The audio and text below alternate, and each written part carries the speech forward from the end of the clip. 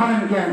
একজন মুরব্বী যায়, ডাক্তার বলে বাবা কি হয়েছে? বলে কি হবে আর, আপনি চলে যান, আমার দুঃখের কথা শুনিয়েন না।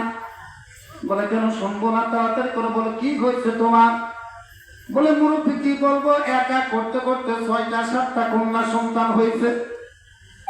মসজিদ করে মানত করলাম, মাদ্রাসায় মানত করলাম, পীরের দরগায় মানত করলাম, খানকায় মানত করেছি, কোন জায়গায় মানত করতে আমি বাদ রাখি নাই। এরপরে আমার কোন পুত্র সন্তান হয় নাই। অতএব আমার মনটা বড় খারাপ।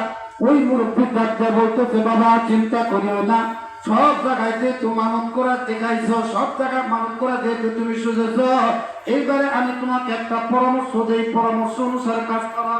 বলে কি কাজ করব, কি পরামর্শ আপনার? বাদ দেন পরামর্শ। এইবারে বলো আল্লাহ যদি তুমি আমাকে একটা পুত্র সন্তান দাও, তাহলে শয়তানকে আমি পেট পুরা খাওয়াই দিব। একটা পুত্র সন্তান জন্মগ্রহণ করেছে, জোরে বলেন আল্লাহু আকবার।